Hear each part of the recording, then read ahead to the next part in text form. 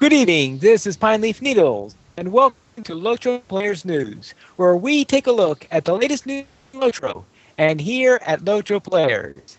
And tonight we have with us Draculetta, Hey, everybody. Ethelros, Hey. Braxwolf, Hello, everybody. Lily Kate, Hi, everybody. and Dang. Hey, everybody. And our guest for tonight is Brydra. Hello. And today, the big story is we have announcements for Update 13. And the first of these announcements has to do with changes in the bull roarer server testing. Ethros, you wrote this. What do you know about it? Well, this update and onwards, at least for this year, from what they said, is that they're changing the way they do testing on Bullroarer. It seems like to me that they are changing it more to a way they do beta testing for expansions, where they have a set amount of days for each beta period, then they close the server, load it up again, and then start over with new threads and stuff like that. The first major change they're making is that it will only be open for a few select days. From what they said, it was from Thursday through Monday, meaning that they'll do about 2 or 3 days worth of testing each week compared to what they used to do. Which is Obviously a lot of time. Yeah, definitely a different format. I'm not sure whether that is good for people to be all focused on testing on at the same time, because having it spread throughout the week, people are just going to be coming in and out because, hey, there's plenty of time to test, right? So that's one possible way of looking at it. Of course, the other way is, there are a few people who are really dedicated to testing, like those who are there every day doing it, making really in-depth notes and stuff like that. For those kind of people, it does negatively affect them.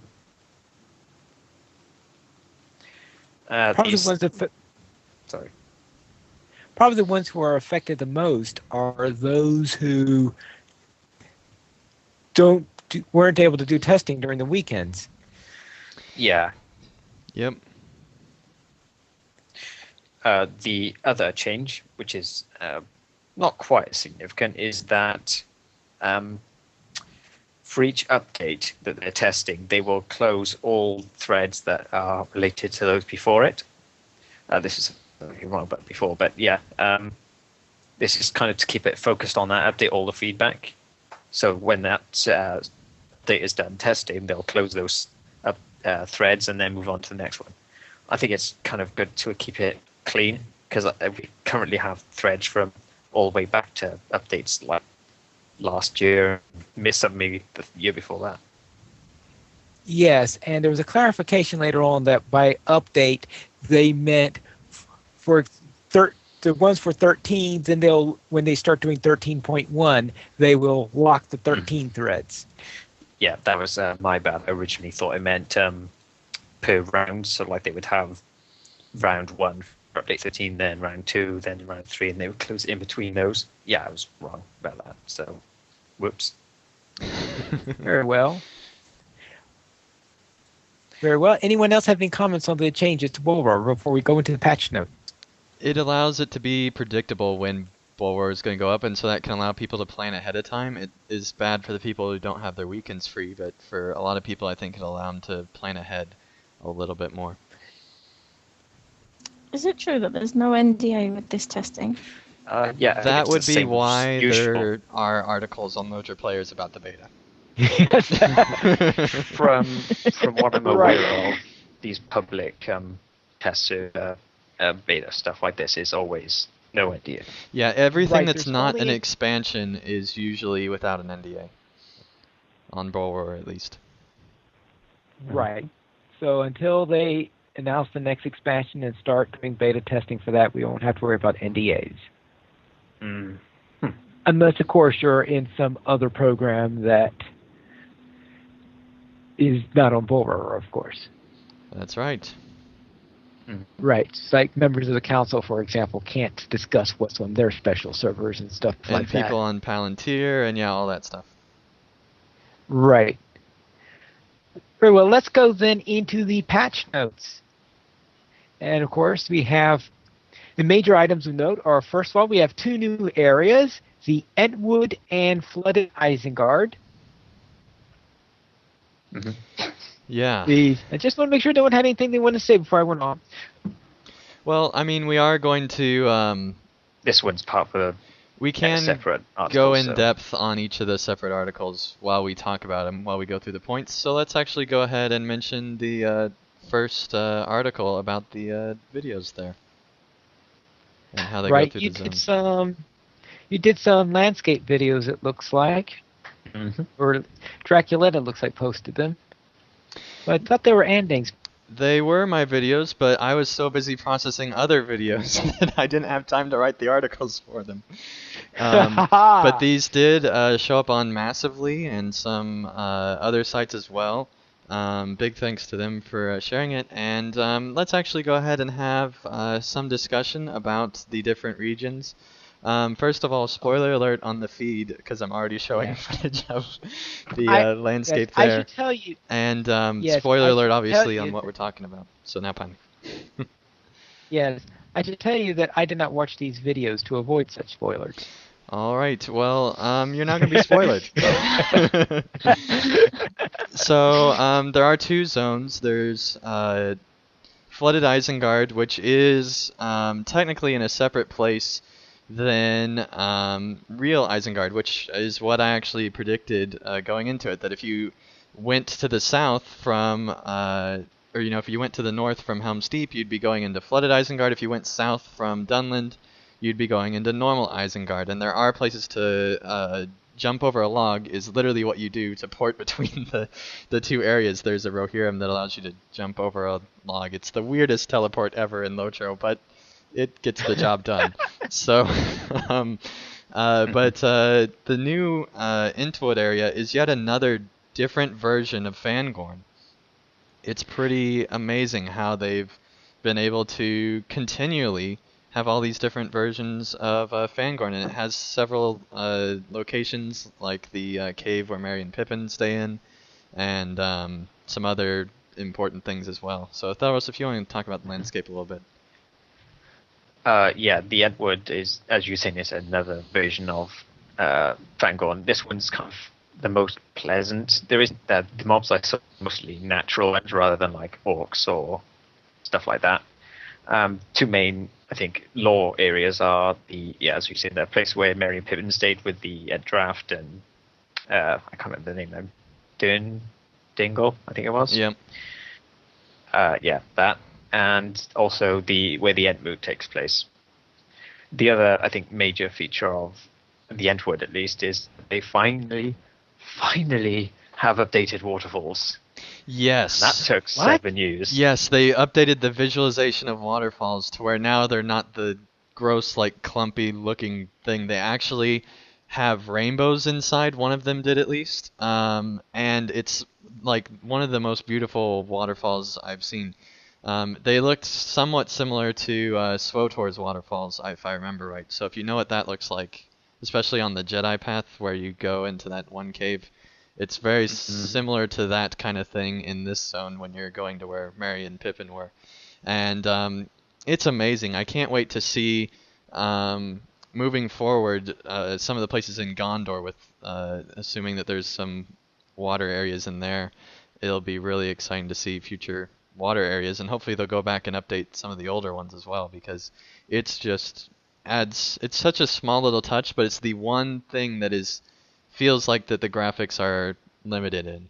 Everything else, it feels like they're in the landscape. Yeah, everything else, it feels like that they're really pushing what their engines are able to do, except for the waterfalls, and I'm glad they're finally updated those. I think it's a pretty big deal, actually, for immersion. Yeah, they're not perfect yet. I mean, you can still notice the differences between that and then just the running water, but it is definitely a major improvement, and they're definitely not as much of an eyesore on the landscape as they used to be. Yeah, yeah. The last major thing with this place is that it is separate from the rest of the game, at least as far as I know. I think I heard some people managing to get through it to the stone beams. I think they kind of connected but blocked off. I think this is the way they did, like with branches and stuff. Which is, I don't know exactly why they did that. Maybe it's because it's meant to be more of a like a secret area that most people aren't able to stumble into. But I would like to be able to just walk in at some point. Yeah, definitely.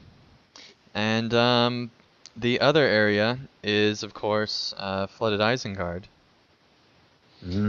And that was kind of limited, I felt like, because they are kind of stuck in the old Isengard that they designed from several years ago. And now they're having to basically, show what it looks like now, but they can't change like the design of the walls and things like that. And so it actually looks kind of dated, to be honest, even though it's a flooded area. At least I felt anyway. What do you think of those? Yeah, I should be more precise. The open landscape part of it felt a bit dated. Yeah. As you were saying, like the textures and stuff, they're kind of, you can tell it's a zone from years ago. It's definitely not to par with East or West Rohan to that extent. However, there are like a couple of interior places inside the gatehouse, which actually look pretty good, with the water coming through everywhere and an orc being crushed by a chandelier. Yes. It's the best part ever. For him. Yeah, but I think the best part of it was the I can't remember what it's called. Just the underground Isengard, where you used to be held as a slave. Yes, you major spoiler alert. You actually get to go down in there. Yep, and it is pretty much wrecked. It is completely messed up, and what's really weird is they still have like the fires on down below, so you can, and which I think is a beta glitch or something, but you can actually see down and see the all the stuff below completely wrecked as well. That's now submerged, probably like 30 feet underwater now. Yeah, I actually like that you could see how it used to be, structured and all that, with the paths and the gates and stuff. Just put out the fires because it looks weird. Yeah. But yeah, overall it's pretty good. I think they were just kind of set back by how old Isengard itself looked. I think the other major issue I found is that it just seemed very empty. Like, I think in the books there are meant to be ents and trees, or at least ents, wandering around everywhere. Yeah, it definitely feels there was no like one, absolutely no one there. It definitely feels like we came in after the ents were long gone. So but the ents stay around until after the ring is destroyed. Exactly. Which is even bigger a problem then. Yeah. So that's the other major concern. Other than that, I actually quite liked it for the most part. Yeah, I think that they did a good job with what they could, especially in the underground places. Some of the flooded areas are absolutely amazing. And they did a great job redesigning some of the older areas. So, good job. Mm-hmm. Very well. Then let's go on to the inventory revamp, where bags can now be resized by dragging them. Additional bag space can be purchased, and inventory spaces can be dragged from one bag to another, among other changes. And I believe somebody did an inventory change video. Nonsense, Pineleaf. Yeah.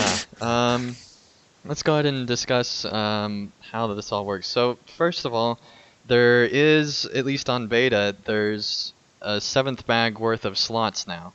So they did add another inventory spot, and now they're selling them in groups of 5, because that's actually how you move your inventory around, which I'll get into a little bit later. So instead of having to buy an entire bag for $10 or 1,000 turbine points, you can now buy them for 333 a piece. So it does, and I think that's actually a good way of doing it, because I think, at least for like free to play players and maybe premium too, having that $9.95 to which what is pretty intimidating goal, having them be split is kind of okay. 300, it's not too bad. I think I can get it, and obviously the next one comes along and think, I think I can manage that too. Yeah. It might kind of, I don't want to say trick, but maybe just make it seem like it's a more reachable goal, even though you're eventually getting the same thing. Yeah, and one thing I noticed right away is that all the bags can be sized to however you want horizontally or vertically. You can drag slots into whichever bags you want. And so you could have just 2 bags of differing sizes. You could have, all the same bags exactly how they work, just stretched out or squished in. You can have, any combination of those bags now you can have with their inventory, how it wants to be. Someone on Twitter, I don't remember who, suggested they should add a scroll bar, and I kind of agree with them, especially if you throw everything into one bag. It can get to be pretty big. I believe that was Krell. I think you're right. And Yeah. another feature is that you can now lock items straight from the bags so that you don't accidentally sell them or things like that, which is a nice quality of life feature. I'm not sure what the colors are about when you have it set in Yeah, edit mode. I don't know. That's one thing I haven't figured out. I do notice that it has red, green, and blue, or yellow, or whatever, in each Purple and one. pink. In each one of the bags, it has those 3 colors, and then when you start combining them, it gets confused as to what colors they actually want. So I don't know. I don't understand the color scheme system, but if someone does, feel free to write in lotraplayers.mymiddleearth@gmail.com and let us know, because I have no There idea. might be pine leaf logic in it. And Yeah, this was the only update video I watched. And I'm looking forward to having separate bags for my bits and bobs. yeah, Especially one for my instruments, one for Lily Kate's junk, and one for the rest of the junk. So I like this change. yeah, and I do like how there's the search bar as well right in the bag. That makes a big difference. Well, Allows you to actually, the quickly search find bar of the stuff. bag is not new. Yeah, always that's been what there. someone was saying. Or at least since but the last few updates. the last few updates it came in, but I didn't notice it, so I really like the search bar. That's That's there because now. maybe that's because if you were like me, you were running in huge bag or something like that. Nope. Of course, I just didn't notice it. the final thing with the inventory thing is the store button on the small one next to the lock and search. Yes, but it is probably the smallest store button that we have aside from maybe the Mithril coin button. So I'm not that opposed to it. I'm not bothered, but I think it would be nice to, pretty much with all these things they should be, is if you've bought everything that you can buy from that area, that the store button goes away, because there's no point Yeah. having it if you've got it. I agree. Everything there, so. I agree. So what does everyone think about these bag changes? Do you like them? They do ruin huge bag, and there's no word yet if it'll be updated because the person who updates it hasn't responded since Helm's Deep essentially. So what do you guys think? Is this a good change? Thalros. Oh, okay. I'm pretty pleased with it actually. I think overall I prefer huge bag, but since it's not working, I'm mostly content with how this is. The main thing I would want from it is a sort button or function like huge bag has, to sort it by the type it is, like gear or legendary items or food or crafting materials. But aside from that though, I'm content with it. I think it's a good improvement. Alright, Spydra. I think it's a good idea. I mean, it's a lot, since I'm a free-to-play person, but I've already bought all the bags, but I think it's a good idea because it's nowhere near as intimidating. You can just, deed your way to it rather than having to go, oh, $9.95. I'm not going to get another bag. Yeah, and also now you can get an extra bag, so there you go. Yeah! It'd be even better. Yeah. Alright, Lillicate, what do you think? I like it. As I said, I want a separate bag for my instruments. I always keep a bag for my instruments, a bag for Lily Kate's usual questing stuff, and then the rest is kind of assorted junk, really. So I would probably split mine into 3 bags. Alright. So I like the changes. Yeah, I like the way you can resize. Yeah. Drac, what do you think? Yeah, I'm pretty excited about it. I too like to keep all my bags kind of separated, and I kind of try to do it now, but it's kind of hard, and this looks like it's going to do exactly what I've been wanting to do all along. So I'm pretty excited to see this happen. Krell from the chat says the 5-slot thingy actually gets renumbered and colored when you lock it. It probably makes it easier to deal with. He says that we'll hear from the inventory guy on Monday, so maybe we'll find out more stuff then. Yeah, that'll come back in later in the show, I'm guessing, when we talk about the stream. Yeah. And anyone else? What do you guys think about the bag changes? I just want to make a note that obviously there's nothing to really, we might complain about there not being a sort key, but there's nothing to complain about what they were able to do. Right. The one thing I do want to note is that huge bag is not completely broken, but it certainly doesn't work ideally with these changes. If you go past, if you buy that extra bag, then you have to use the window mode instead of the widget mode. And of course, I always use the widget mode, so I'm now having to learn how to use the window mode if I want to be able to keep my searchability. And there's also a little problem on the I button because of the changes there. So a couple of things you have to keep and worry about, workarounds that you need to do in order to get HugeBag to work properly. But you could theoretically keep on using it if you wanted to have that sortability. All right. Very well, then we'll go on to the next item, which is the region revamps, which are the North Down, the Troll Shawls, and the Misty Mountains. And I went into each of those 3 regions to see what it was like. And I noticed that the North Down starts around level 24, seems to go up to about level 30, maybe 31. The highest level mob I saw were the level 30 mob, level 29ish, and probably some level 30s just beyond that in the east side of Esteldine. I did not go into Doldinen, so I don't know what level that area is, but I presume it's about the same way. They did keep the elite zones that they had before the revamp, so if you're afraid they're going to get rid of all the elite monsters, they did not do that. Which I am really glad about, by the way. Yeah. Yeah. I was really worried they were going to get rid of that. I know I checked the troll shores earlier today, and those are all the same, just re-leveled. Yeah, there is one thing they did in the troll shawls, and that is that the trolls that come out at night, they made 2 changes to them. One, actually no, I can't be sure about that second one because no, they are, okay, the first thing they did is that they are now normals instead of elites. But I was thinking at the time I was in there that they're fully aggressive, but I remember is, of course, fully aggressive and threatening both have red bars, so you can't be too sure when you're just looking at them. Yeah. Yeah, I don't get why they're normals now, but I'm guessing because they're on the road, maybe. Yeah, because that's probably it. Yeah. They're on the road, so that's why I'm thinking that they might have made them so they're fully aggressive. I mean, in which case it'll balance out. They could have at least kept them signatures, in my opinion. I mean, obviously, as overpowered as we are now, elites are no problem, but signatures at least, I would think. Very well.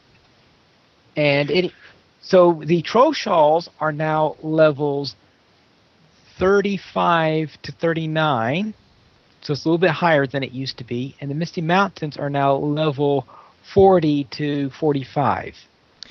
So the Troll Shawls leads right into the Misty Mountains then. Yeah, and then you can go right down to Eregia and then Moria right after you're done with Misties. So it has a good flow now, I think, on that side of the world. You no longer have to go back and forth all over Eriador just to get all your questing done.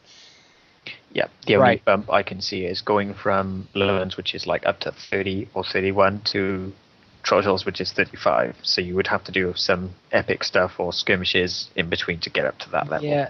Yeah, that's the tricky one. Well, and if you're going from the North Downs, it's the same way since that ends at 29 or 30.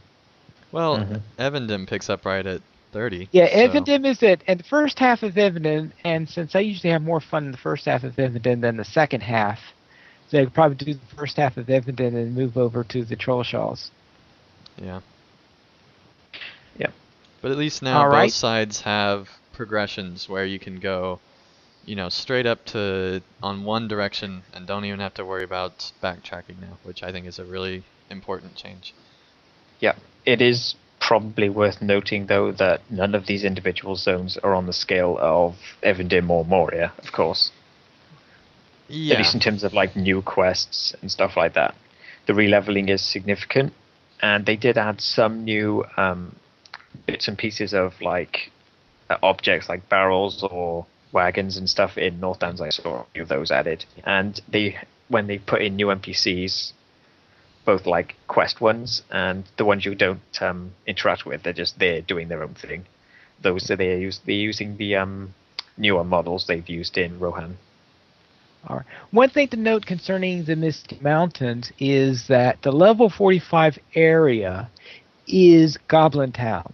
It's now level 45 instead of level 49 or 50 like it was in the past. Yeah, it used to be And 49 and then led to 50 and very quickly got to 50 elite and was pretty difficult. So I think it's good Right. now. I actually went through the whole Yeah. thing and there's very, very few signatures or elites now in that area. And there's also quests now that take you through there, so a little bit. Right.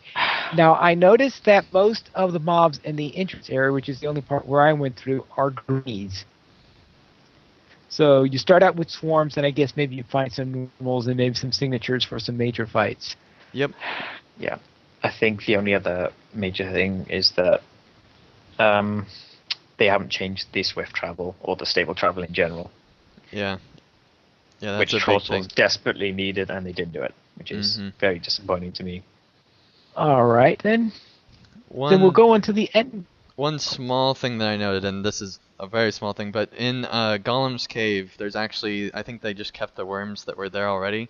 They still have level 49 worms in there. So I don't know if that's intentional or not, but they do have some tougher stuff when you actually go into his cave.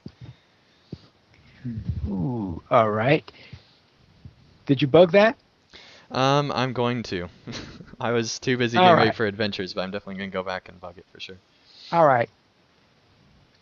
Then we'll head on to the Entmoors. And free-to-play and premium players can now purchase more passes using Mithril coins in order to play PvMP with the Freeps. So that's good news for some people, and some people don't care because and Brannick says he doesn't like renting things. And he considers that to be renting. But what do you say? Let's see, Ethelros and I presume Ending were involved in the video here. Yep, and I think that this is a good change. It's very good that they're allowing Freeps in to the Etmoors finally, because on a lot of servers there's more creeps than Freeps because the creep sides had the free advantage, I suppose. And so now that they're letting in more Freeps by not making them pay VIP and paying the hopefully significantly smaller fee of whatever it is to buy for a season, I think this will get a lot more people into PvP. I kind of wish that they made it to where you just buy a one-time thing as opposed to a season, but still a season is usually there's only like 2 a year. So depending on the cost, it could be a really good deal, and also allowing Did you say a season? I thought it was 6 hours. It's 20 mithril coins for 6 hours, and you can buy it multiple times to stack up the time. Well, that's not near as good as I thought.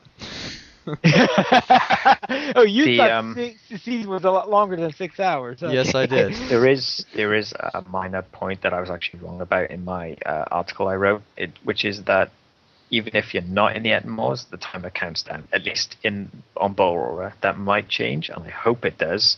But right now, it'll tick down even if you're not in the Moors. So it wouldn't really be wise to stack up unless you fully intend on staying in there. Okay, that sounds nasty. Yeah. Yeah, when I sparred Ethelros, it was not even close, even though I was upgraded to level 95. That's scaling. Which by the way, now you can spar against very abnormally leveled players in the Etmoors, which is something you couldn't even do in epic battles. So that's a big improvement, I think. Yeah, the scaling, I mean, like, I think a lot of us knew it was going to come at some point because they actively said that it was coming at some stage. They had plans for it, but I don't think anyone expected it to come like this update so soon after Helm's Deep. I am glad for it because, I mean, I thought for a very long time that I thought it was kind of silly that you had of them making people who want to do PvP level all the way to level cap, do all these deeds and virtues and quests and stuff just to be able to compete. This goes a long way of at least letting people kind of compete in the malls if they're not at level cap. Yeah. I personally would like this to go further though and completely separate PvP and PvE, so people who want to do PvP don't have to do any part of PvE in order to get to the top gear and all that stuff.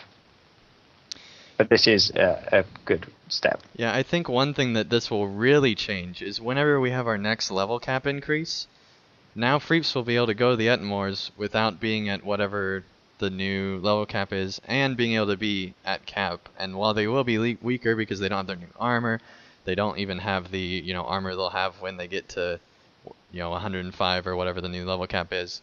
But at least the Etmors will not die every time that there's a new expansion coming out. And of course, there is the additional benefit of, because you know how in PvP, like they tend to say creeps have the numbers advantage, and that's how like they used to balance it, and in some ways it seems like they have continued doing that. With letting free-to-play and premiums go into the malls, it might offset the balance and maybe bring it a bit closer to even numbers, meaning that they can finally buff creeps to a point where they're actually, in terms of potency, on par with creeps, and hopefully it won't get as many complaints as it usually does. Yeah, definitely. One good thing that I just thought about was that Mithril coins have been dropping in Hobbit presents and things like that. So maybe someone like Brannick that doesn't want to spend actual money, you can just buy a little bit of time and test out what PvP is like. Well, he made it clear to me that he has absolutely no interest in doing it as long as it's the way it is in the current system. Yeah, that includes the one proposed here. It's not my preferred way either, but I guess it's just the way least likely to annoy some form of the community. It's probably my least favorite of the ideas that I had of how they could have implemented this.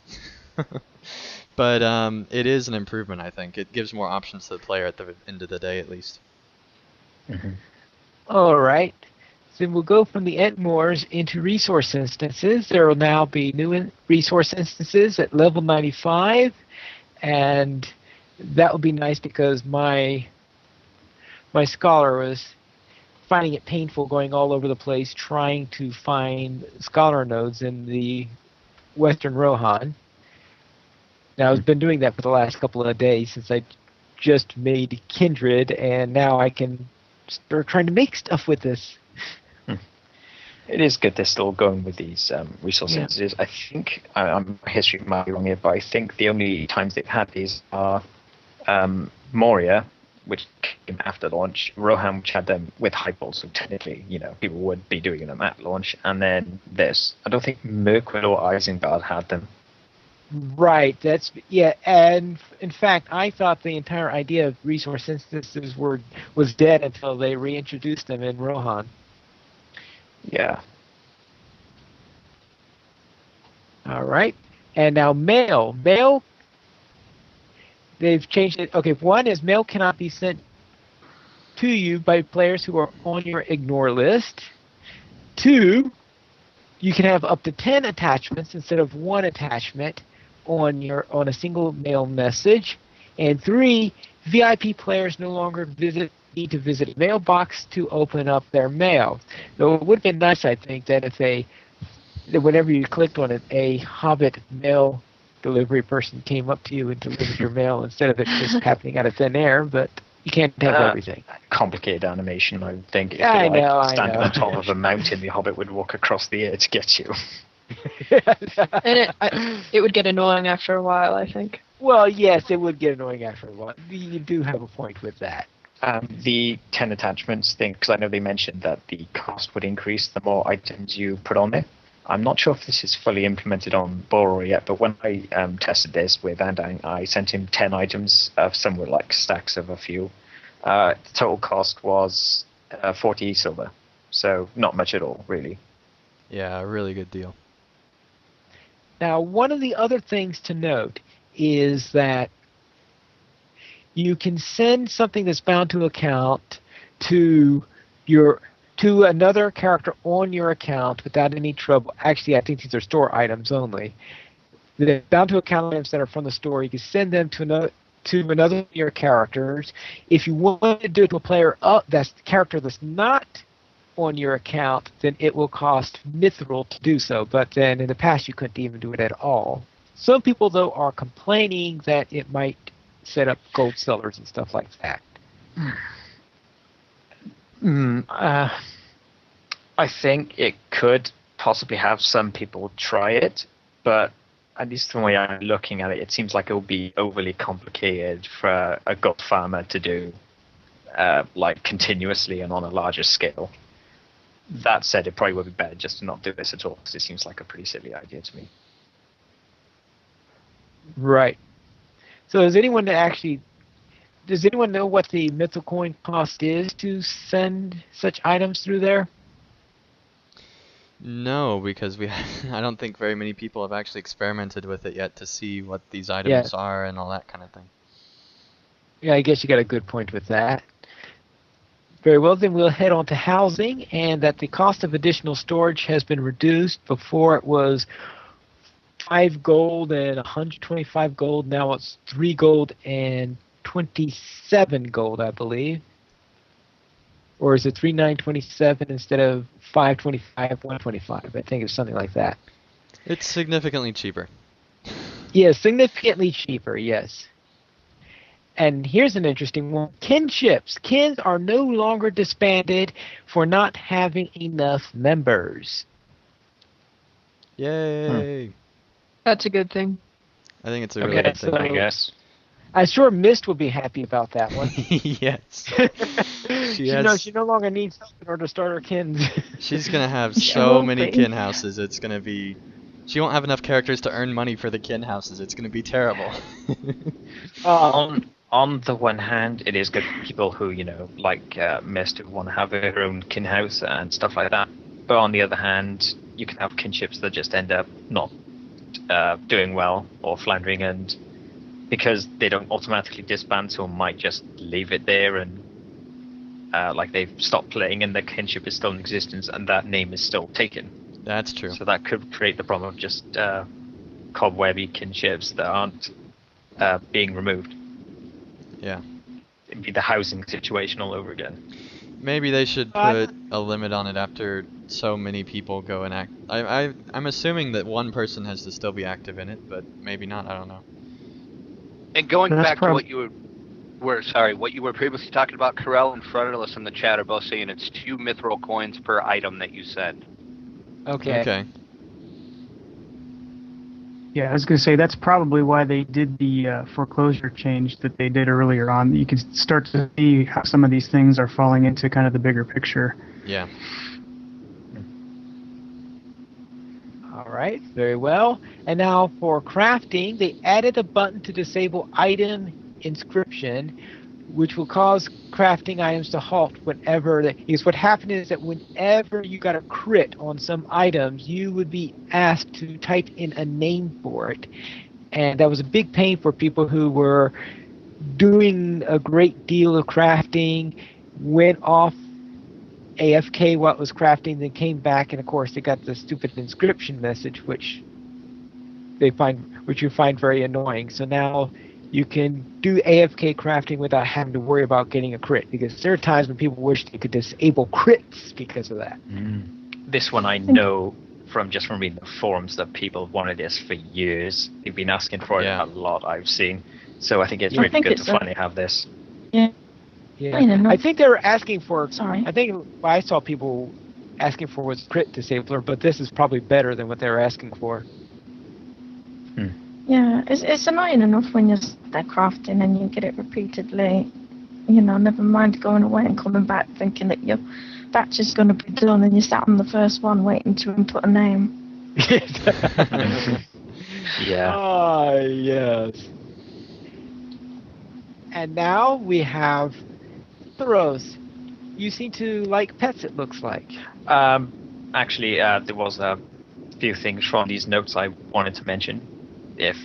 Still have time Okay, for that. okay. First one is that they have added meta deeds for each zone, new ones, and they've kind of changed the rewards for how deeds give rewards now. Firstly, is that the new deed, meta deed for each zone, like one for Breed and one for Shire, they give you marks. I think they give you a virtue. I can't remember exactly, but they also give you a loot box Yes. for the level of whatever that zone is, generally. Additionally, every deed for each region now gives a small amount of marks. I think it's like 20 or something like that, and then higher for the harder to do deeds. And I think some of those maybe give loot boxes too. I'm not sure, but that is a significant thing too. There are also a large number of deeds that seem to be giving the heritage runes, because I came in and my bags were filled with heritage runes as soon as I logged in to Bulwer the first time from all these deeds. Mine was pretty much as bad when I logged into Bulwer. My bags were filled with loot boxes. Yeah, they my loot gave a lot of things for sure. Yeah. Oh, my loot boxes couldn't fit in the first time I was in. I had to log out and log back in. It was the third time where I logged in where I finally had all the loot boxes, because all the stuff was being in some hidden storage area and couldn't be awarded until the third time I was logged in through the space. It's probably worth noting that the new deeds do not give turbine points, just for the record. That's true, but it's still really satisfying to see all that stuff fly up on your screen the first time you log in. Oh yeah, definitely. It's awesome. I know there's also a meta deed for completing the meta deeds for Eriador, and probably one for Ravania too. So. A meta deed for the meta deed. Awesome. I actually like those in Dunland, because I know they had a meta deed for the quests, Exploration and Slayer deeds, where you would get additional deed completion for that. So I actually like this. I like having deeds to firmly say that you've done everything in that zone. Yeah. Yeah, that's good. But all those loot boxes is okay. Yeah, I think probably was Krell, because he suggested things, such as having a key as a reward for the meta completion, or in some way some sort of completion of one of the deeds, so that you can open some of those loot boxes with the offset, which I actually think is a pretty good idea. Yeah. Well, most of them I'll be throwing away, because who needs a Shire loot box when you are in Rohan? Unless you're, of course, Draculetta and you're trying to get a force. I was literally about to say that. Thanks for bringing that up again. Every episode. I realize that. The second thing is that, which is Drac is going to be very happy about this one, is that there are now deeds for epic battles that if you get so many promotion points, you get a class trait point.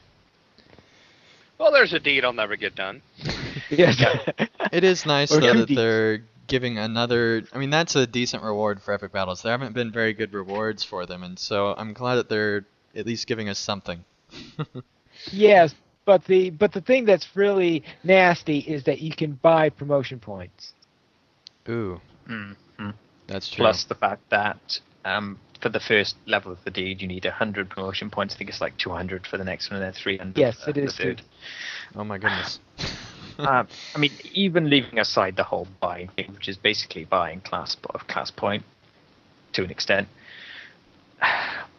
I don't think any kind of repeatable content should be giving class points. Even if it wasn't epic battles or if it was skirmishes or instances, I don't think they should be giving class points for those. The quests aren't so bad, because I think generally speaking, everybody does them. But this is just go.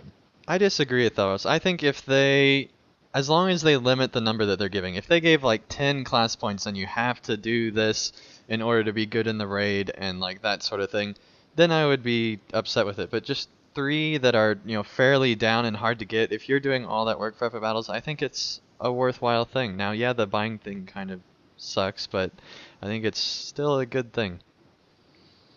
So, okay. So they're not making any changes to the trees. They're just giving us additional skill points for repeating in-game content. I'm assuming that most people have at least their main part of the tree completely filled by the time they've done level cap. Oh yeah. Yeah, Which means by 85. Which means you're basically gonna have to do 200 improvements on your epic battle, skill points where to get a point that's actually going to be able to be spendable in one of your alternate trees, right? As of right Unless now, you how have the to be trees in are. an odd location, yeah. Yeah, because one doesn't do you any good. So you get 100 done, and you're like, well, I got to do that all over again, so I can even advance my skill tree. That's true. I just think, if you're at the end. To me, I wonder who's going to do enough epic battles. I mean, they're at least a half an hour each. Who's going to do enough epic battles? People are already complaining that they're too boring to do. To even get enough to spend a skill point. I know when I logged in, I had already gotten enough promotion points to get the first tier, which is, I think I had like 112 promotion points to actually rack up pretty quickly if you're the higher more points you get, the easier it is to get points. Yeah. That's what I mean. But even so, yeah, it is a lot to get like the full 3 of them. I just don't like it. Even if it wasn't epic battles, if it was a skirmishes or instances where you're doing deeds over and over, like grinding deeds, it still would be a bad idea in my opinion. That's definitely true, but I think it is a reward for players who actually go and do that. I don't think that it's enough of a reward for people to feel like that they have to grind it out, but I could be wrong. Maybe, for me anyway, I don't feel like it's enough of a reward to where I'm like, now I have to do epic battles. Why is Turbine adding this? I think it's more just a reward for the players who have gone on long enough in the epic battles, and they get a nice little perk. Well, yeah, and especially because usually that first tier of the alternate tree is something like plus 2% damage or something like that. I mean, something you're not going to really even notice hardly. Yeah. Especially with how overpowered we already are. Some of the class trees give like skills for the first tier as a way in, but not all of them, yeah. And usually those starter skills aren't the best since you're already at the end of one of them. I know my master, at least, the yellow tree gives you Stormlaw and AoE stun from the first tier, so that's pretty good. Yeah, that one's pretty good. On the champion, there's nothing like that. Okay, Even anyone at the else end. have anything to add? On that subject, no. All right, you have another subject then? The last one that springs to mind right now, which is they have tweaked character models. I didn't notice it really. No, that's why I said tweaked. It really isn't much. The main thing I noticed personally is that my Lawmaster, I think most people know that male elves have terrible, terrible posture. The way they kind of stand, they sort of bend outwards for no reason, and it's probably not healthy. Especially if you're an immortal and you're going to be needing that back for the next few thousand years. That's right, yeah. Can't let it slump. And, Come on. I noticed, actually I only noticed after, I think Krell mentioned it on Twitter about them changing character models, and I did notice that the posture is a lot better now. It's still not perfect. They do sort of stand with one foot in front of the other, and it's kind of weird. Yeah. But it is definitely better now. They're not sort of swaying. Aside from that, there have been posts in the thread. They actually have a separate thread for it, which have people reporting things like dwarves being more bomber-like, if you know what I mean. Bomber-like. They kind of put on some pounds. Yes. Rear area and stomach, which is hopefully not intentional, and there are a few other things like not being done properly. The thing I think a problem is arisen from this is that they've also changed the way the slider scales when you're creating a character work, and I think that might actually affect when people are copying characters over, why they look so strange, because the sliders aren't the same. And if that is going to be the case, I think they should at least offer some way of people to change it post creation, at least for a one-off. Yeah, you would think. All right.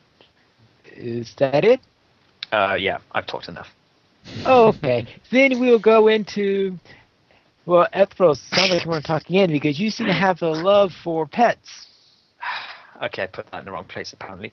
Yeah, this came out I think like the day before Borrow came up or the same day. Either way, the little friend they've been teasing for update 13 is, as it turns out, a little horn pet. And I was right, because I said it was going to happen. Yeah. So, yeah, just Yeah. saying, I was right. This is actually Alright. going to be, if you look at the image, it's actually one of 3 variants, apparently.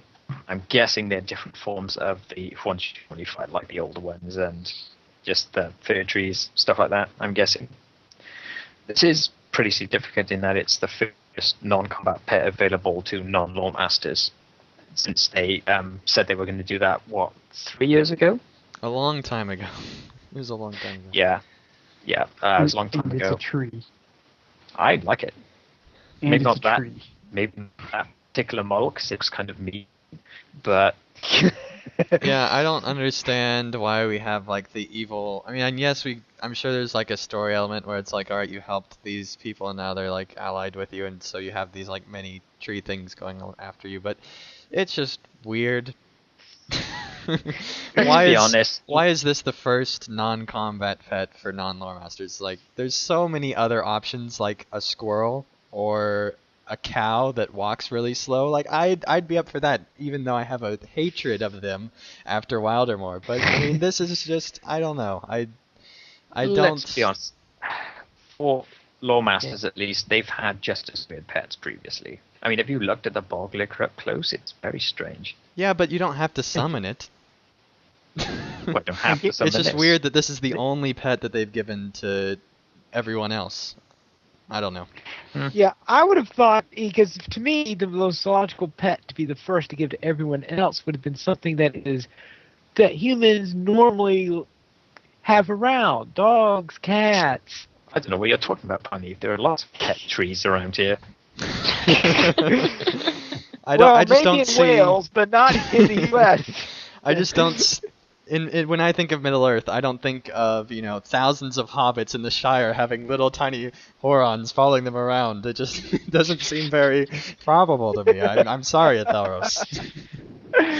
Now, Either what would way- be really cool is if the woodworkers could turn around and use that as something they could make their bows out of. I would love that. That is And it very makes like a cruel, tiny Max. little squeak at the end, like, and you feel horrible. Oh, this needs to happen. You guys are despicable. All right. Now, what? Now, apparently, somebody was saying how they about how we enter Isengard.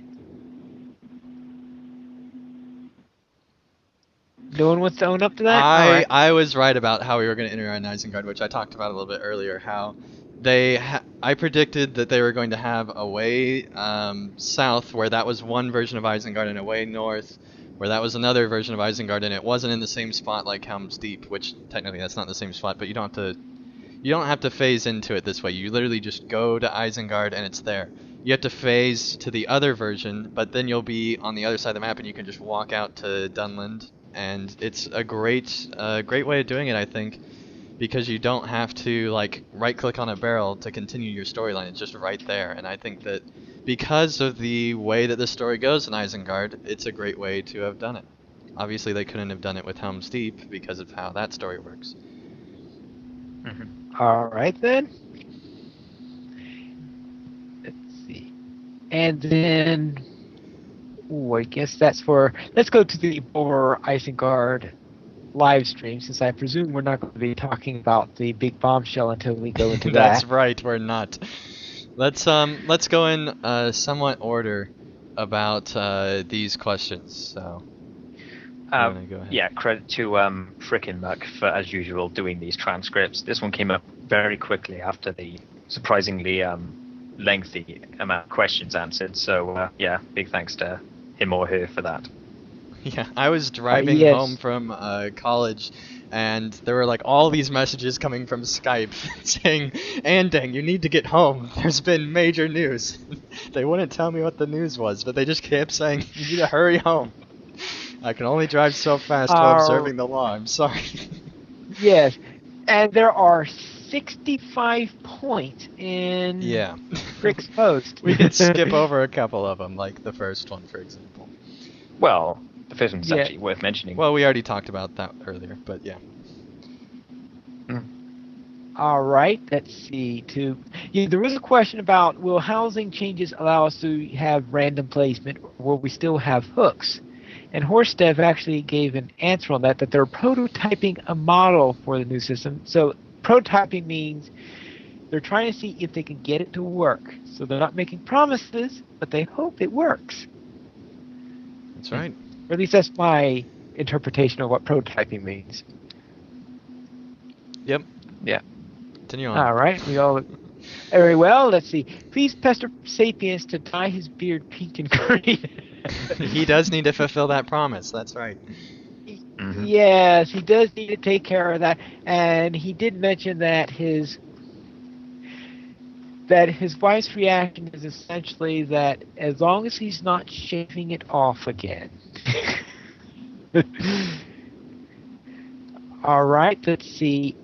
Any word on key mapping or trait presets? And Horstev says they're working on it now. They had an internal discussion on how they would want it to work, whether they wanted to allow them to function basically as whatever. The point is that they're working on it. They're trying to see what will work. So they're in the brainstorming phase, I feel. Mm-hmm. How about this one? Rohan housing. They've considered other places, and it's on the table, but he wouldn't say it's in the near term. Right now, they've got a lot of consideration to make about whether people will be allowed multiple houses and the process of moving from one house to another. And there's always asset creation and all that fun stuff. Right now, they're more worried about getting 13 out than creating new housing locations. Which makes sense. Right. And they're looking at difficulty of the game, because right now they're worried about the difficulty of the game because the game, they admitted to this point, yes, even they feel it's too easy at the moment. Mm-hmm. Yeah, they mentioned that several times, which I thought was a good sign. Yeah.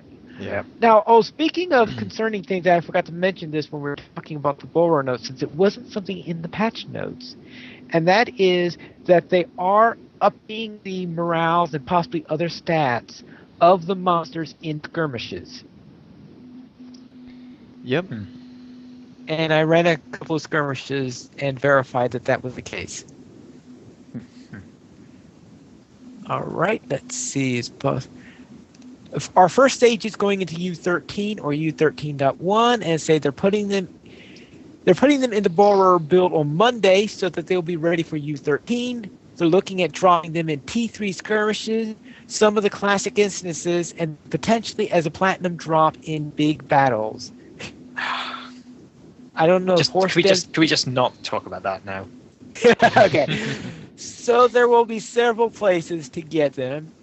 Now, he did not say whether that was T3 skirmish. I presume T3 skirmishes means raid settings only, but I would hope, because at the moment it is still too easy. Someone could just solo them. Although people apparently soloing tier 3 raids, so... Yeah.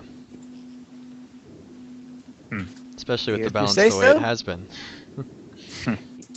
all right. What about having multiple characters on one account and the same server have more than one house? And that's where it ties into the last question about the Rohan house. And this is part of the complication of doing the housing in different regions is, will people have to foreclose on their house in one region to move to another, what to look in, what will it look like, and all sorts of things like that. And of course, multiple houses, how's that going to affect inventory and light? Yeah. It's a big issue. All right. Hopefully they'll And be able to is there overcome it. any... Anyway, continue. All right. Is there any hope for arcade DNF duration to be extended. That's a real nitpicky one, and they'll look into that. And a couple of times, Horstep would be writing things on his board whenever they brought them up, so they could look to it later on. I actually think, we often hear saying, but they'll look into it and stuff. But having him actually say it and him writing stuff down, it is a lot more encouraging than just saying, I'm sure they're looking into it, or Sapiens having to read that they're looking into it. This is a lot more, feeling more personal and encouraging, at least to me. Yeah. Yeah, it did seem like a more direct route to getting things done. Mm-hmm. All right, and someone asked about how about getting a third trait slot either for free, or is it going to remain for a store purchase? And they're just playing that by ear, which is of course true with a lot of things in this game system and MMOs in general. Is there a possibility for the champ skill? I'm not going to go into the skill ones unless someone really wants them to. All right, I guess that means we'll skip the. The Minstrel one is actually kind of relevant because he does mention later on that, again, they're looking into the difficulty. The main problem is that the player stat bloat. How pretty much every character at 95 now is capped mitigations and critical hits without even trying. That's the main issue, not mobs or skill usage. Yes, you do have a point on that. So some things that are going to have to be looked into and that they're trying to adjust. Has there been any thoughts to give free versus creep sparring circles in the moors where there's a sparring versus killing? And essentially the answer is, this is a time for war. It's a time of war. What are you doing? Are you going to set up friendly spars in the middle of a war? I like sparring. Is it true? I think what they could do is make it to where it's a 1v1 area only, because a lot of people get upset when someone comes in and crashes a 1v1. That might be a decent idea. I would see an issue arising where, say, there's a battle going on and one side wins. It's one or two people that escape. They could run to this area and be able to fight them one at a time. So they escape being ganked that way. Or just have it in a completely different part and make it to where you have a cooldown before you can go back into the normal Etmors, and then that solves that problem. Yeah. And in fact, one of the things he said in the sparring area is that he may float out the idea, but it'll more likely be at a different location rather than in the Etmors. Which would be good. Yeah. Is it true that we already discussed free-to-play players going into the Etmors? Yep. Mm-hmm. All right. Is there any way to access the Entwood from the Fanghorn area without completing Volume 3, Book 13? And Meta Lions said he believes so, and that will not be gated to the Epic. Yeah, we confirmed that in the So, paper. Confirmed that. Here's a question. Does that mean it's not going to cost anything? Or does that mean... Because it's just that's not gated to the Epic. Right, that's what it says there. Pack. But how much is it going to be? Because one thing we didn't touch on was the fact that this is a really, really small zone compared to the other ones especially the recent ones that we've been getting. And so it'll be interesting to see how it's priced. They did say it'd be free to VIPs, so I'm assuming that free set will have some kind of cost, but I don't expect it to be the price of a full zone. Mm-hmm. If it's more than 500, I think it would be too much. Yeah. I mean, 500 itself is too much, possibly, but I think I would go for it if I had to, at 500. I wouldn't. All right. Are there any plans to expand the horse trait trees or earn extra points for your steed? And Horse Dev, appropriately enough, responded, part of the reason they brought mounted combat in was because we're going to Rohan, and it's a very iconic place. You basically can't go to Rohan without having mounted combat. as we get to Helm's Deep, it's very much time on the wall. If you think about the story is going, he was very hopeful that there will be more opportunities for mounted combat in the future. There are a lot of big fights coming up. When things get into the meat of the conflict, there will be a chance to build encounters specific for mounted combat in mind. So, yes, they do plan to continue with mounted combat. Now, it didn't answer the question about extra points, on whether that will ever exist or not. And the question is, do we really need extra points? Because I thought we No. had plenty of them as it is. No, unless they add more things to put points into. No. Right. I mean, while I don't think that mounted combat is like desperately in need of changes, at least in terms of compared to the other mechanics, legendary items, it would be nice to have some more tweaks and changes to it, especially to mobs. I think because while it is more difficult in Westro, and I think it's due to stats, it would be nice having them be a bit smarter and do certain things more, make it feel more like you're actually a riding opponent rather than when it just swerves around and hits you once or twice and then it's dead. All right. They asked if there are any plans to change kinship management, and Horstev said pretty much it sounded like they're looking into it is how I translate what he responded. In other words, yes, they understand that, yes, kinship people will want to be better able to manage their abilities of the members, but it didn't name anything specific that they're doing in the near future. Anything else on that? All right. How do you select players for... Oh, no, that's just how the runs are doing. Let's see. Okay, that specific class. Mention people... There's one asking about creep allies, and there's actually a good answer to it. Or creep allies? 27. Oh, 27, yes. Can creeps get allies to help to balance out the apparent overpowerness of the creeps, and why do creeps have no mail? And it says there's just a bunch of reasons why there's no mail or allies for creeps, but there has been a problem in the past where creeps have not been properly scaled with each expansion or with rolling out of each third, second, or first age LI. So one of the things they're going to do behind the scenes with PvMP is working on ways to make them more sustainable so that when each point of balance they are happy with what they can sustain, then past levels, bumps of the first stages come out. So whenever they raise the cap or add first agers, the creeps will be able to keep up with what they're trying to adjust. So that we'll be getting first stages or LI, no, but hopefully they'll be getting a system that will properly scale once we increase the potency of the other side.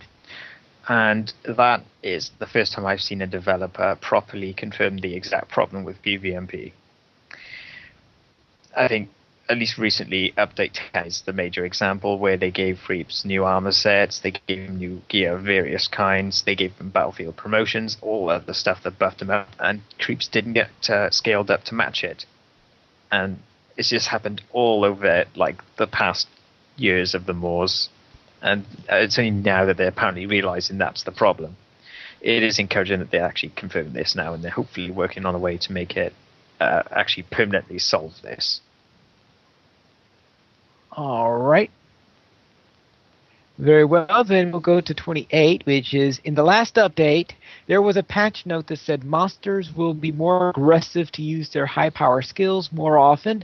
Will we be continuing to make monsters more powerful, or will you work in making the classes less powerful, or a bit of both for U13? And Horstev says, monsters need to be more dynamic to keep us on our toes, so that they need to be more powerful, and that's part of it.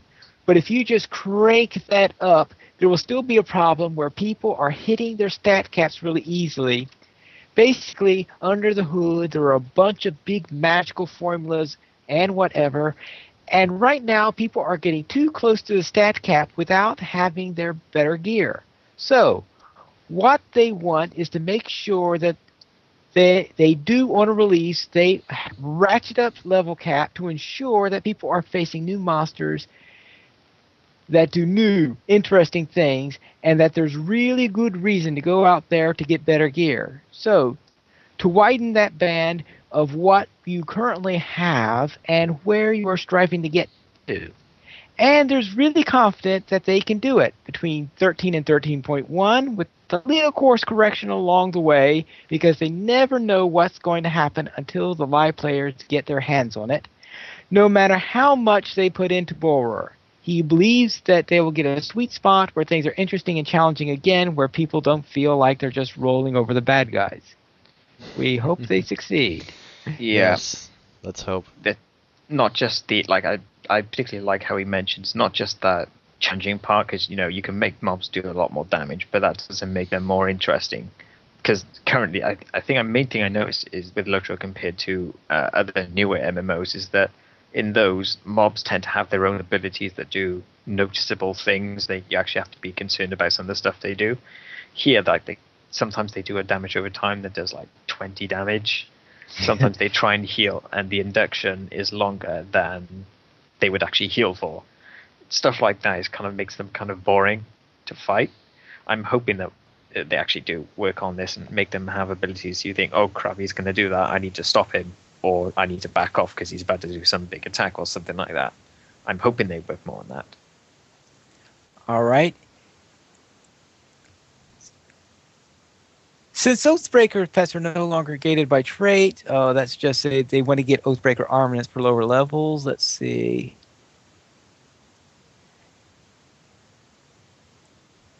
In years go by, there were random teal drops on landscape mobs. They were extremely rare, and you had to grind for hours to get them. Is there any possibility of something like that returning? Well, that sounds like something exciting. And Horstev is a big fan of extremely rare but awesome drops on landscape. Over the years, they've moved away from it. There are really two schools of thoughts on the issue. And that is it a lottery to pull really awesome, which is he personally believes, and on the other side is, will everybody want it but not be able to get it? And so therefore different devs seem to have different opinions on which side is better, of course. And does anybody have any preferences on which side? They should be rare, but not impossible. Yeah. I don't mind having a couple of items as long as it's not a full set that if you don't have that, then you're way below everyone else. But yeah, one or two items that you can pick up and go, oh, that's really good, then yeah, I don't mind that at all. It adds excitement to loot. Right. And the trouble is that it seems like that whenever there's something that's even 0.1% better than something else, you have the mini-maxers say, what are you, now we're forced to get this and all that stuff and grind for it for hours, and which is, of course, why we're in our current situation, I think. Yeah. Mm. All right. Is there any chance that we will get an improved legendary item system that enables us to truly level one item with us instead of having to scrap it every 10 levels? Well, it's a lot more often than 10 levels, in my opinion. Is there any talk happening about such an approach? And they're going to try something else first, though. Something that is not specifically attached to LIs to see how that flies. It is a big undertaking to pull the engine block out of the LI system and change it. But he's always thought philosophically that if you find a legendary item, you should be leveling that pretty much permanently with finding other things to make it better being with drops you get, rather than having a hockey bag full of items you find grinding. They can't crack the LI nut in the immediate future, but they are looking at other ways to involve other gear to get things to a point where to make it a possibility. So therefore, looks like they're looking into ways of doing something that might be able to make this possible, but they can't immediately go into it. They said in other gear, so does that mean we're going to have a different kind of item that'll be something like that? I've got no clue. Are we going to start predictions on that? I kind of want to, because then we can be wrong in another several episodes. Yes. You're never wrong. Come on. I'm just glad that someone over there at Turbine isn't happy with their lives, because really, I hate the system as it is. Yeah, I'd Horstev rather not have it. deserves. I think the moral of the story is Horstev deserves a raise. He should just be given the freedom to work on the LI system. I think that's the moral of the story here. Sure, He I'll should go be with he that. should be on every live stream too. He should, yeah. Oh, just they should have devs of, like, any dev at least on these live streams, because I think this one, it just really worked. They should just get rid of Take the Hobbit to Isengard and just have legendary item live streams where they talk about LI systems in depth and keep doing them until they fix the system. I think that's what needs to happen. Well, the thing they're doing on Monday with the item or inventory revamp, they could do a lot more stuff like that. Talk Yeah, about what that'd be they're cool. revamping or stuff they'd like to do. Yeah. But that's going off topic, I suppose. Yeah, it seemed to All flow. right. All right, here's one. Is any thought being given to scaling skirmishes around the chosen level to negate the ability of higher levels to slaughter lower level skirmishes? Wow. Is that really an issue? Yeah, I don't know why they asked. They haven't really talked about that specifically, no. Yeah, because apparently he didn't think it was an issue either. He hopes that the paltry rewards for killing low-level skirmishes are enough to deter that. True, because let's face it, you first have lower rewards for going into lower-level skirmishes, and then 2, the penalty for running a skirmish below your own level, and between that, you get almost nothing, like 1 mark maybe out of every single control point. Mm-hmm. I think it's like 1 mark for everything you do, and then 1 medallion for the encounters. Right. And apparently, let's see, yeah, they're doing all sorts of weird things during the Bull War run of Take the Hobbit to Isengard, because they're running things like Balrogs and Nurzum and stuff like that. I'd hate to have been along the route of that. It was. I'm going questing in the Lone Lands, and suddenly Nurzum comes up and goes boom. From what it seemed like, X-Rayner, who was doing the unleashing, seemed to quite enjoy it. Because you could actually hear her laughing about it at some points. But wouldn't you? Yes, most likely. All right. Someone asked about shard droppers and whether or not they could ever come back to the zones that don't have shard droppers and don't have war bands. And Horstev says he loves this type of thing. Of course, he says he loves rare loot and stuff like that. He loves questing, and seems to be a big scary thing show up on you. Sounds like, sounds nice to him. We're at a point in the timeline of the story where where bigger threats are moving into areas where they didn't before. So it makes sense to do stuff like this. So there's a possibility we may see shard droppers in the future. We will have to see. Let's hope. And now, I actually don't, because he mentioned that, like, putting them in a different area from warbands. I think there's, at least in these new areas, because they're that big, I don't think there's plenty of room to have them and warbands in the same area. Like, you could have warbands which are obviously clearly marked on the map. Everyone knows where they are. They're fairly easy to avoid. And then you could have these just ones that occasionally appear and then they go. And I think it's good to have both. They might implement these later, but right now in beta, there's no warbands in this update. Isn't this the first zone edition that hasn't had a warband in it since they implemented the system? Mm-hmm. well, it's not exactly a large area, I thought you said. No, it's not, but you could still have 1 or 2 in there fairly easily, and they don't have to be mounted. They've changed the definition of warbands. So. Warbands, Isengard, yeah, you can't because the warbands Ents are by have cleared it out. definition mounted. Well, yeah, Isengard's out, but the Int wood could have. Well, the warbands aren't necessarily mounted because there are beast ones, there are warg ones, there are spider ones. Right, There's that's what I'm trolls saying. Yes. walking around. Yeah, they Yes, could but have one. I thought they were still directly designed to work with with the players being mounted. That's how they are tested, at least. So to True, speak. but they had them in the Balewood, so you can't. It's not like you can't have them in a forest. So Well, we'll see about that. Yes, and which made the Bellwood really fun. I have to tell you about that. Yeah, that place is horrible. Come on. Yes.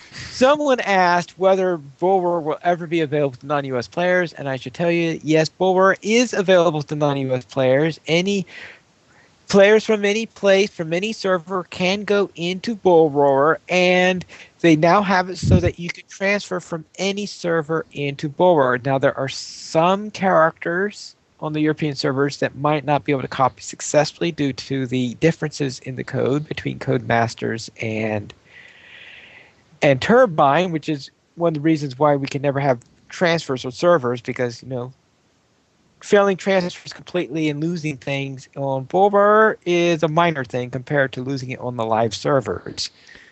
Yeah, I'm glad that they're finally implementing the ability to do it this way, because for a long time they had like the Europe beta on Bulwer, then the the American or North American beta on Oh Bulwer. yeah, Rise of Rohan, I think that wasn't it? With Riders of Rohan and with Rise of Isengard, I believe they both had that pretty hard, and Oh yeah, that was major hassle. it was a major hassle, and you'd like get excited for a beta event, and then you'd realize, oh, that's not for me.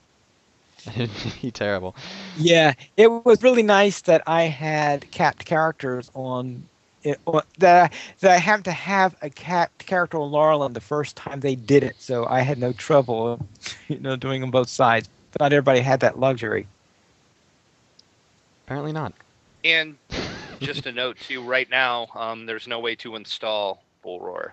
Yes. And Yeah, that is the they said there's no disadvantage right now. timeline on when it will be available either. Well, they're hoping to have it before the end of this testing cycle, but I have a feeling it's not a guarantee. Yeah, on the warband subject, Fearless did make a good point that this is the quote-unquote redeemed part of Fangorn. So that is a good point. It's a lot more peaceful area because it's supposed to be. So there you go. Right. Very well. Okay, someone asked, what are the item levels on equipment used for? Is it a future development thing? And I'm sure you are familiar with this, where you have the minimum level to use something, and then you have this item level, which is well into the hundreds on the gear you have in Helm's Deep. And the item level gives them a way of differentiating the potency of an item when compared with other items. For example, if you're level 85 and can wield an item that is in the low hundreds, there may be many items in that range that you can wield. This gives you another way to compare them and decide which is better for you. Item level tells you how much juice the devs put into the particular item. It's not a feature developed thing so much as just another way of differentiating items. So there you go. It's just confusing to players, and I really wish they didn't display the numbers. Yeah, that's it in a nutshell, yes. All right, the change to kinships where they're no longer disband when members fall below a certain number, does that mean that anyone can just start a kinship now and have as many people as they want? And yes, that's pretty much the case. I'm surprised they said it that way, but I don't know. That the answer being that much to one side of it makes me seem like I don't want this as much now. I gotta be honest. All right. And now this was a rather strange one because number 48, someone asked, question about whether the exclusive horse-related pre-order quest might come back. What do you mean? They never left. I mean, I do this. I've done them very recently on one of my newer characters. In fact, one of my videos, if you saw my videos of my Runekeeper video, you notice I ran several of the horse quests. He might be asking if people could get them if they haven't pre-ordered. Yeah, but that wasn't really what the question said, so... See, I took it to mean they were asking if there would be other quests like that. That could be the case.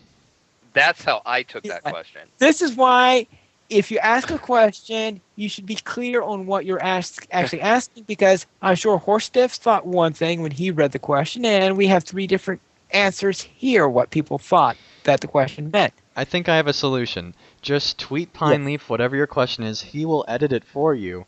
And, yeah, problem solved. So just tweet every single question you have for Turbine to @PineleafNeedles, and he will edit your question perfectly. I promise you. Unless he's not available at that time, in which case you might not get a response. But he's not ignoring you.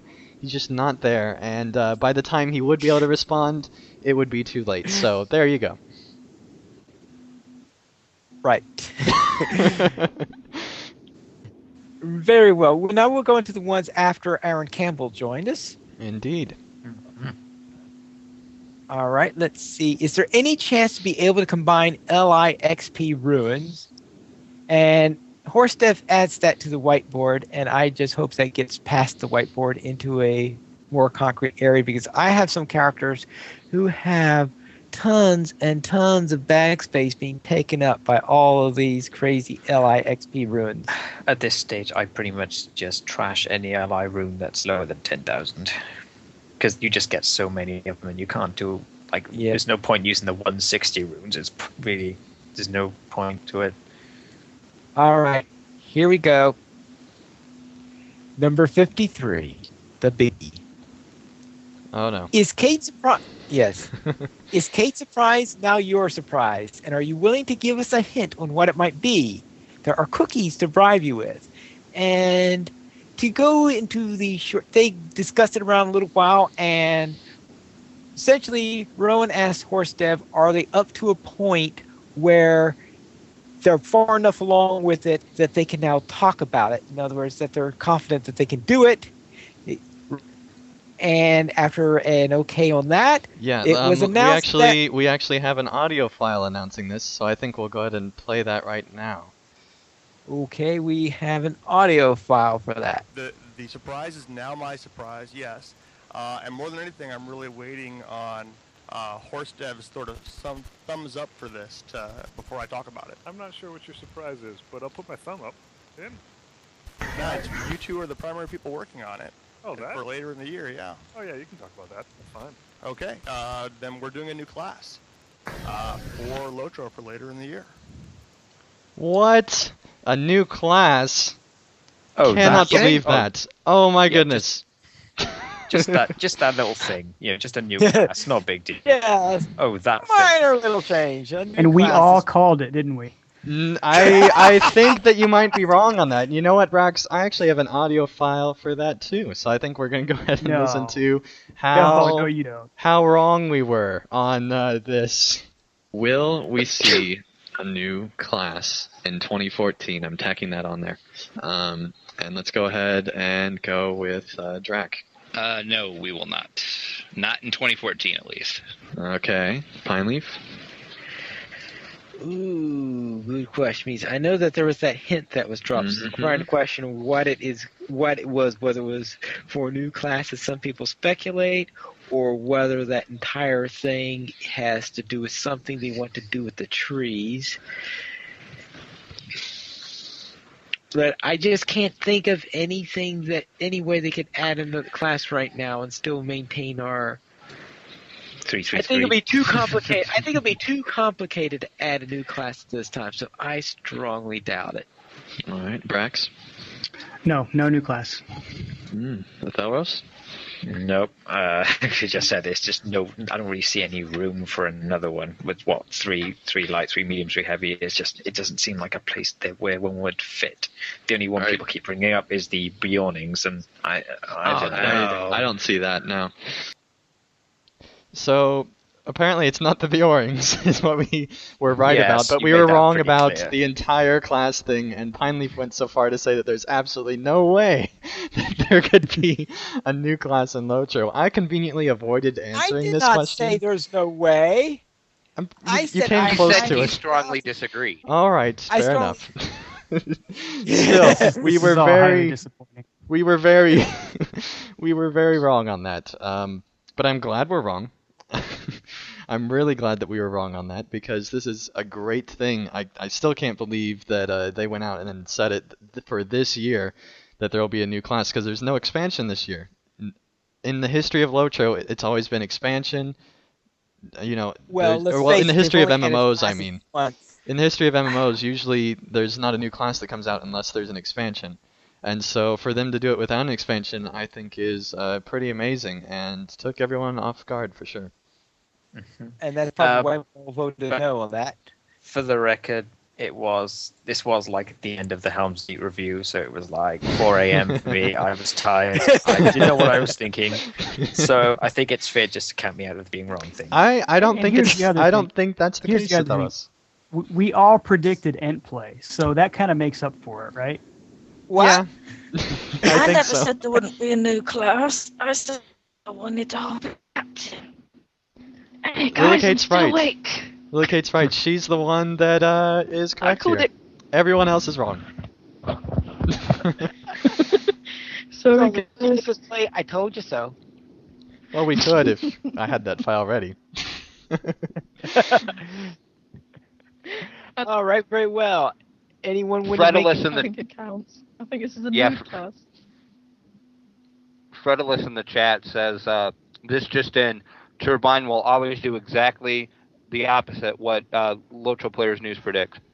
You know? I'm sure they're not going to remove the ally system though.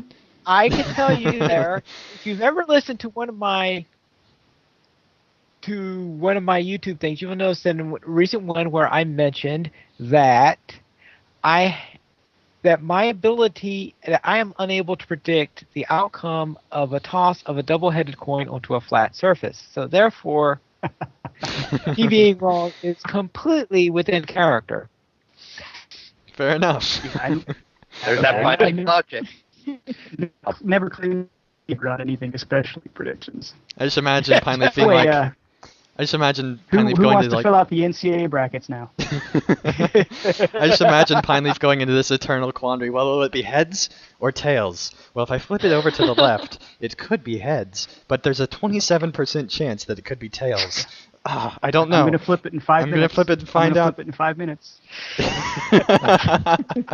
He would make a bunch of notes about which way it could go. At least 10 pages, yeah. 2 minutes. 30 All seconds. right. So now let's get back to the new class. Anyone have any forecast on what they think the new class will be? Because our last Well, prediction yes. went so well. Yeah, well, since the last time I suggested something got so severely rebuked, I'm not going to say anything. I think that it almost warrants a new weapon type, like a halberd or something like that, which I guess there are technically in there, but I think it almost warrants some new weapon type for there to be a real new class, or some use of existing weapon that's way out there. I don't expect them to do a hybrid class, but now they're probably going to make that since I said it's not going to happen. Well, actually, concerning a hybrid class, is how do you think the class changes are making a new class would make a new class possible? Because they That's the said weird that part, it's yeah. something, and that's something that could point to that it could be a hybrid class, which Yeah, that's true. Yeah, I don't I know. was running over about 4 speculations at the moment. Some of them are completely off the wall. The wackiest one was a blue wizard of some kind. a blue That's a wizard. bit too close to the Lord Well, Master. what I thought was interesting, it's which like- I don't think the Blue Wizard would ever get lore approval, but they did say that they did get approval, lore-wise, Yeah. for this new class. So whatever it And, is, it Rowan has did approval say, now. Rowan You've also gotta said remember- that he did go to the Tolkien estate, I think, about this, and then he said when Yeah. he came back, he seemed very happy about it. Yeah, that's what All it right. was. Yeah. Now, I think concerning the blue most- wizard. Oh, go on. Yeah, concerning blue wizards, you got to remember is that the blue wizards went to the east, and in fact, you notice the cults from the Easterlings are based on the 2 blue wizards. Hmm. Well, here's my 2 cents, is that we are going near Gondor. I don't know if they'll have anything anywhere near themed to it, but it would be interesting if it was something that Gondor allowed, or some type of character from the lore that takes place in Gondor for them to get inspired by. Yeah. Another one of my speculations also from a Kim member was some kind of like ranger slash it'd be a hybrid class again, so I don't it's just a Yeah, speculation I don't know. purely. I think Rangers are an unlikely one because the Rangers are an elite group A and B. You notice that in the Moors there is a Ranger class for session play. That's it's true. too similar to Hunters, I think. Yeah, it really is. Except they don't get cool pets. That being except said, for, Well, they might get called Bjorns. pets. Bjorn pets. We could be trying to pronounce that name all day. Horns. horns. I don't want a treat pet. Horns. I want a kitty. Horons. You're on. And what's the most popular speculation? A Bjorn. Bjorning, and I'm not saying it like Yeah. much again because that is like the longest term thing people have suggested for years. I mean, here's Yeah, the thing. but The I fact don't- that they had to go get lore approval, I mean, yes, they did have to get lore approval on all their classes, but the fact that they mentioned that they had to go get lore approval and it was approved makes me think that it might be something closer to a Bjoring than like a more, a different type of warden or something like that, a different type of something that we already have. So Something that's more out there and not. Yeah. not so yeah. So I it wondered doesn't about sound that like too. it's- It's like maybe there was some doubt as to whether it would actually be lore appropriate, so they Right. really had to go double check. Yeah, and the fact that they actually had to have, the executive producer go over there to check and not just like over a phone call or something like that means that I think it was probably a fairly big deal, but maybe I'm wrong. Who knows? All right. Now, when you say Bjorning, are you talking about someone who is Shapeshift. within A the realm? shapeshifter. Okay, you do mean that. Okay, I just Yeah. want to make sure that you were talking literally a shapeshifter as opposed to someone who is living in Bjorn's realm. Not be a human. Well, that can change if you into are an someone animal, that's wouldn't living in Bjorn's realm and not a shapeshifter, you wouldn't really feel that heroic, would you? I mean, you'd be like the downward side of society, looked down upon by all the Bjornings, and it'd be terrible. It'd be Well- a huge mess. How much do they really discuss? Do they really say in Tolkien's works that the Bjornings are shapeshifters? It's highly suggested. It's very highly suggested in one Okay. of the passages, yeah. I looked it up the other day. All right.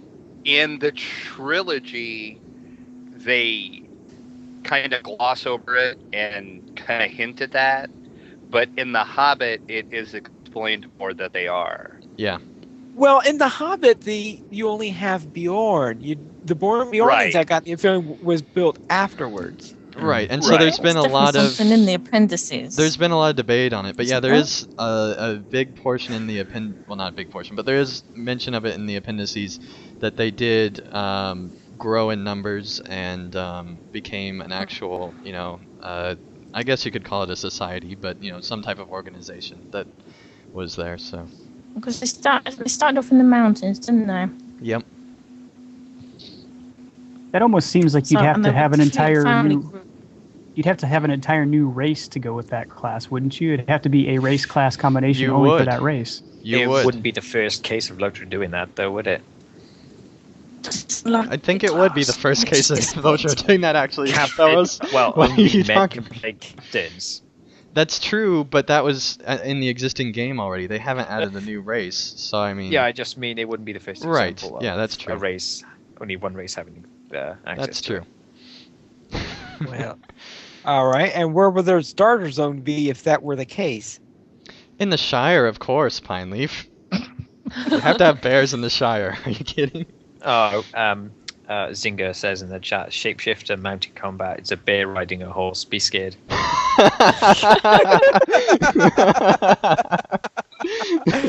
Oh, I don't think they need mount. I don't think a bear would need mounted combat. It's a terrifying thought, though, isn't it? Bear riding on a horse coming towards you. Yeah. At the very least, you need All like right. the tackle skill that the burglars should have had, where you can like jump off your horse and turn into a bear and tackle something, and stab them in the neck. Here we Oh, go. we need more stabbing in the neck. We do need more stabbing in the neck. This needs to happen. All right. I always wondered whatever happened to that particular feature that they had in the early betas of Helm's Deep. Indeed. Because I don't think I've ever seen a goblin stab someone in the back after knocking Yeah, them it off was their there mount. in the original beta, but maybe that was a major cause of lag or something like that. I don't know. Oh yeah, I guess that's a possibility. All right, so right now it sounds like everybody seems to be favoring to be a shapeshifter. Don't shape our think it's opinions, most like- Pineleaf. We're not locking From- down to a prediction. From a combat perspective, it is the most unique and different Indeed. from what we already have. Yes. But from a like magic combat as an example, it's going to be hard to fit it in and gear and stuff like that. It makes well, it I mean, more difficult. you'd have to create all new like models and animations and things, but it would be easy just to make them animate to have their bear form be mounted combat, or just let them only be in human form when they're doing mounted combat. I mean, there's options there. suppose. But yeah, I think that is the most or least unlikely option that we have so far. It is a very unlikely option, but I don't want to say it's a possibility even. It is an interesting idea, and it would be a really cool idea. I would be up for it if they did implement it. But does DDO have a shape-shifting class? I want to say that they do. Yeah, the druid. Yeah, so it's not like Turbine hasn't animated something They like that added before. that was added not in the most recent expansion. They added it in the Underdark expansion is when they added the druid, and I know that because last time I played DDO, I bought that expansion so I could play a druid. Yeah, so it's not unheard of that Turbine has implemented a class like that. So that is at least I don't know if that's even giving more credit to the topic, but it is possible. If Andang, Drak, and Pineleaf all swear that there's not going to be a Bjorn in class, then we might get one. That is true. But then I might be wrong. That is true, though, Lillicate. That is very true. But we were I right just about can't it. wait until the first day when they open this new class and the entire starter area is just flooded with them. That's going to be so much fun. Oh yeah, I'm gonna. That's true, yeah. Because there hasn't been a new class in 6 years now. That's a long time. And it's gonna get a lot of people back into LOTRO. I think it's gonna get a lot of people to be more interested in LOTRO if the class is different enough to be interesting. I think. Well, I'm sure there's at least some people who are going to say, "No, this totally breaks the lore. This is the worst idea Turbine's ever had." There's only If the Tolkien I think estate is okay with it, I am. That's true. As far as I want to think. That's true, but I mean, at the same time, I think any class that would come out that's new, people would have issue with, as we have seen with existing classes in LOTRO as it is. Runekeeper. Exactly. Well, yeah, the Runekeeper was very controversial when that came out. It was very controversial. There was even an IGN interview that made it sound controversial, so even the mainstream press thought it was controversial, so. All right. Let us see. Is there no other questions really? After that point, that are interesting. Well, what about the question about the creep invasion of the Freak maps? It's not going to happen. Yeah, it's not going to happen. Well, they made it sound like it could. Yeah, I doubt it. I think it would make a lot of low-level players really angry because they would be able to stand up against them. Unless they let them in like 95 areas. Yeah, limit it to 95 areas or something like that. Maybe then, but even then, I don't think it would. And work maybe give all the free players a buff to where if they don't want to opt into it, they don't have to, and they can. They would have to put it somewhere where it's away from a hub, so people can't be like attacked while they're turning in quests or doing crafting or anything like that. Yeah. It would look like an open area, something like that, maybe. But other than that, no. It looks like, Horsted made it sound like that they might accidentally flip a switch at some point during a special weekend or something like that. So, but yeah, it does sound like there are a lot of hoops they would have to go through if they're ever going to have open world creeps. Are there any hopes for? As you said, I don't think there are really any interesting ones yet. So I guess we will close that topic unless anyone else have anything they really wanted to discuss from here. I think we talked about it enough. I think an hour of discussion on these notes is enough. Yeah, true. Then let's go to the store sales then. Draculetta. We have a furry sample this week of 100% Mark acquisition for 90 minutes times 1.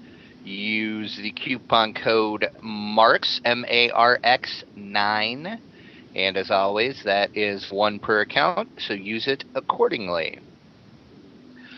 Also, now through March 24th, you get double points on all of Turbine point purchases through the store. 25% off select cosmetics, shared wardrobe, cosmetic outfit slots, mounted combat trait specs, and war steed cosmetic slots.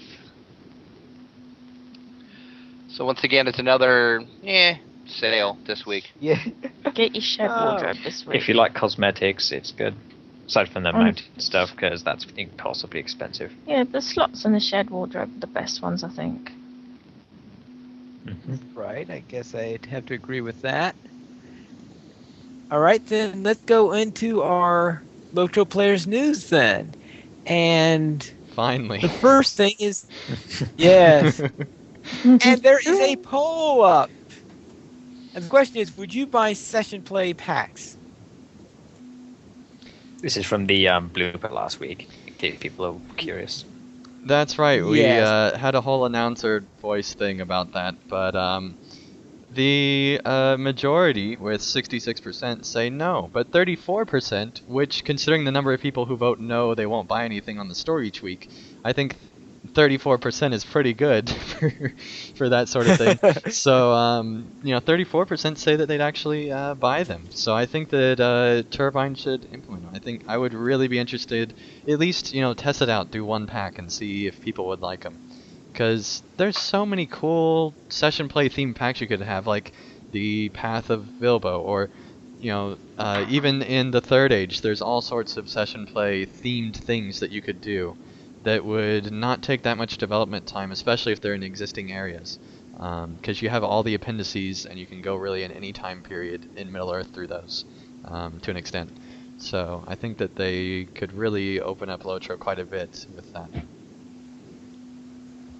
All right, very well.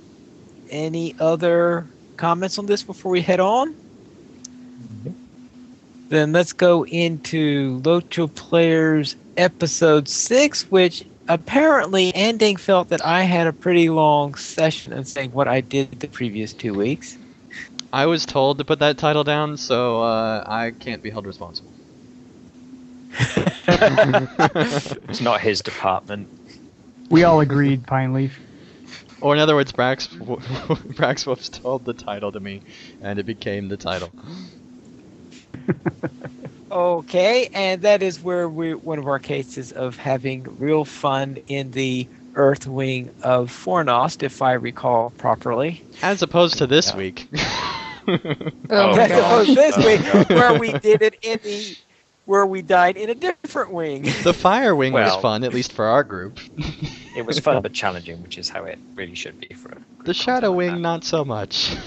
Oh god, no. Well, at least I finished that stupid quest with the warg. You were That's pretty the excited achievement about of that, the Pine Leaf. I had to have some goal for this that I knew that we'd achieve. We also had an unexpected vidcast. Well, okay, I guess we were expecting it. And where we had someone stole Ruby Ray, and Pashimo had to get Ruby Ray back. Yeah, this was a cool plotline. I really enjoyed this week's Unexpected Vidcast. I thought it was one of their better episodes, in my opinion at least, and I highly recommend everyone goes and checks it out. Also features the poem that Pashbo wrote for Yes. Kirillin of Windy Acres, which you won at the Fellowship Walk auction. Yeah, that was really good So too. another good reason to check it out. Mm-hmm. All right. And now we come to Brax's pick of the week. Yeah. So a couple weeks ago, there was a post on Game of Sutra by Alan Wilson called "Do We Actually Value People in This Industry or Not?" And this is somewhat related to the layoffs that we talked about at Turbine a couple months ago, but also kind of a larger problem within the gaming industry of how projects are managed from a development lifecycle perspective. And it's fairly evident as you watch these kind of cycles go by. There's a big update, then there's a layoff announcement a couple weeks later, then they're ramping up. There's another big update that they're actually just kind of this is their cycle, right? They get rid of people to make the expense sheet look better on the balance side of things, and then they ramp up when it's time to get some more stuff done. Well, what Alan Wilson asserts here is that not only is that kind of a morally bad thing to do because this is people's livelihoods that we're dealing with, but it actually, if you take into consideration a link that he puts in here from I believe it's Texas A&M professors that talk about their economics professors. If you take a different approach to recording human capital on your balance sheet, it's actually a bad financial thing to continue to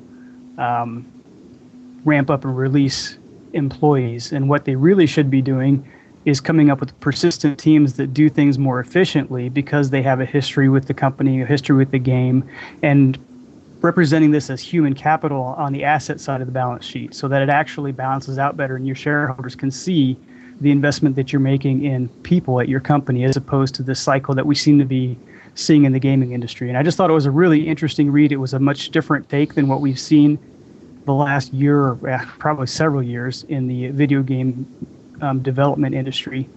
And the paper that's linked to in the Game of Sutra article is called Human Capital and the Balance Sheet by Kenneth M. Washer and Srinivas Nipani.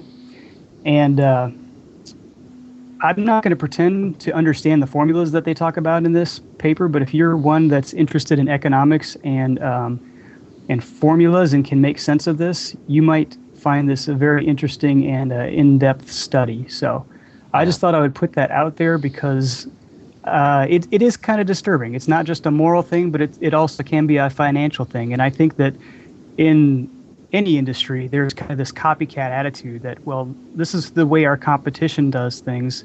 So instead of putting a lot of time and effort into actually thinking about the way we should do things, we're just going to do it the same way too, because they seem to be successful at it. So this is kind of a challenge from Alan Wilson for these gaming companies to think outside of the box and hold on to their persistent teams instead of the way they have been doing things. All right, very well.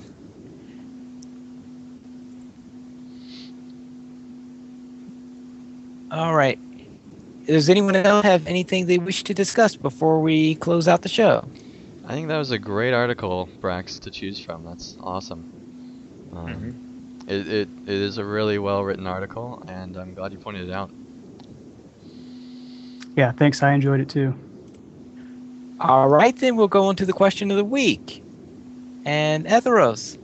Yes, I thought this one was pretty appropriate given the stuff on Borrow this week. I was actually going to put this for last week, but they pushed it back. The main question for this week is the topic of revamps of any kind, really, going back to old stuff, making it better, and generally improving it. The first question I'm thinking is just a general, can they qualify as content? Imagine huge quote marks in that word.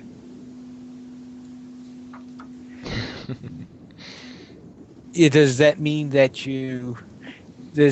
to imply that your answer is on more toward the negative side? No, I just mean like what is content as a thing. Yeah, I think revamps, if done in the right way, can count as content. If they're adding quests, if they're doing things like that, then it's adding content. If it's revamping things, it gives you a reason to go and redo the content. But I don't think that it's necessarily adding content. So yeah, that's my 2 cents. What do the rest of you think? Yeah, I would agree. When I first read this question, my thought was, well, if they're just moving quests around to improve the flow, maybe not. But if they're adding a certain percentage of quests to an area, or especially if they're adding landscape changes or anything like that, I guess I fall back mostly to questing though, because that's a lot of what I do. If there's 10 or 20% more quests in an area, I think that's content. It depends, if there's only 10% more quests, then I hope they're not going to charge you for a whole new area or something weird like that. But I think it can, depending on how much you're looking at.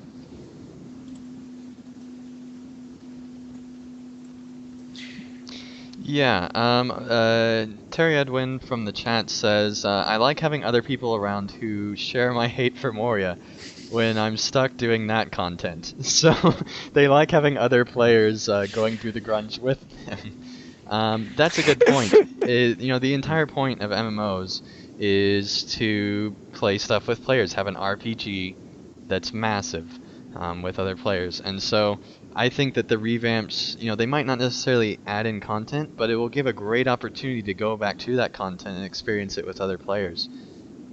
I think that's a good point. I think things you touched on the different types, like whether they add new quests and stuff. Evandim, I would definitely consider, because it added so much to that zone, and in general, just the game.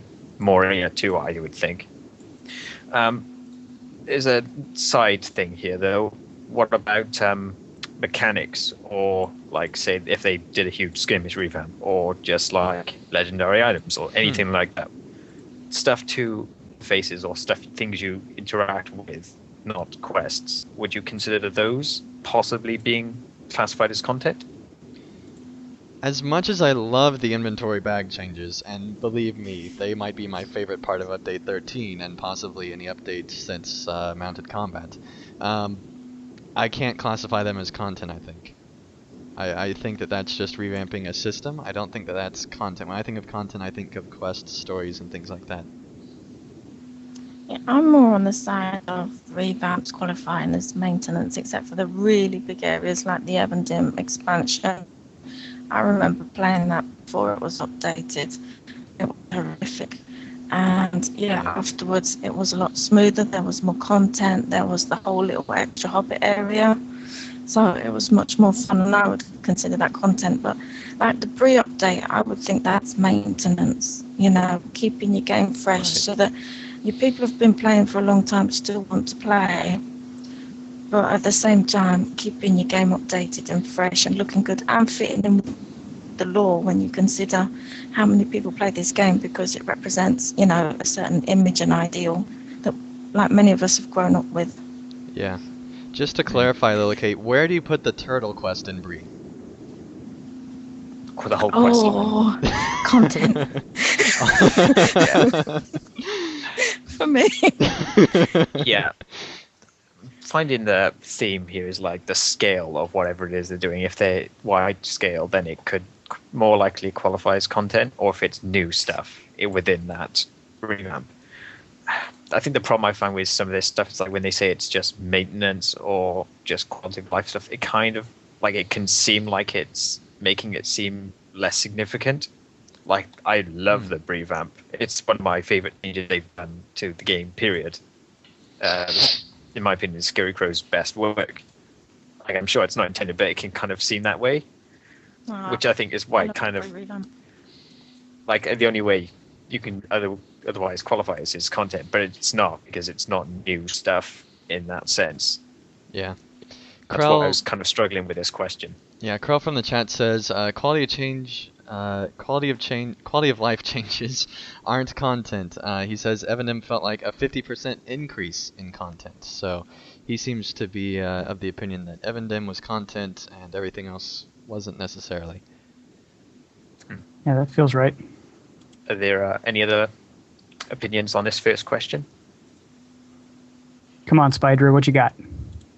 Sorry, whether or not it's content or not. Right. Yeah, I'm listening.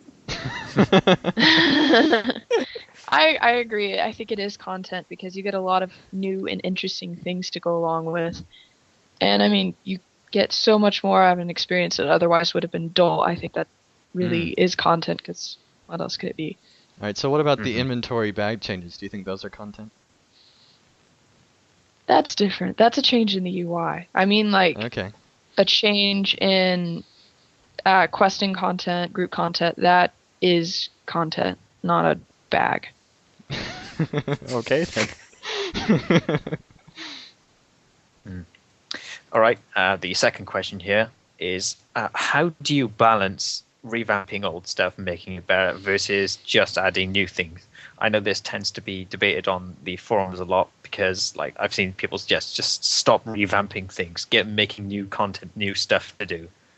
Like, I think at one point they were doing a lot of revamping over a long period of time, and people were seem to be getting tired of it. How do you balance the two things? That's a.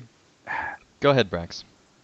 Yeah, I was just going to say, I don't know that I've seen a lot of examples of this, but what I've seen of the Update 13 notes so far seems like a pretty good balance. They've given us some really good quality of life stuff, and they've given us little dabs of new stuff to do here and there as well. So if they continue on that path, I think that you're kind of pleasing both camps, the ones who want new content all the time and the ones who want you to go back and fix the old stuff.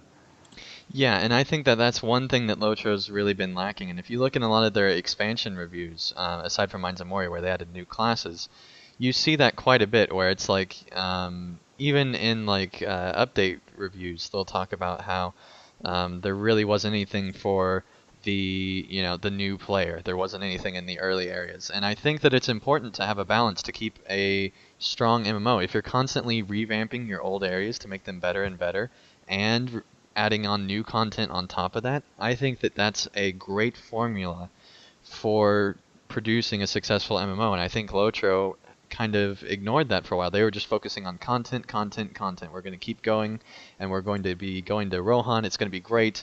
We're going to go there, and it was great, but the old areas were kind of lost behind, and I think that the new focus that LOTRO has is finding that balance, and I hope that this continues moving forward, and with the new class coming, it sounds like that it will.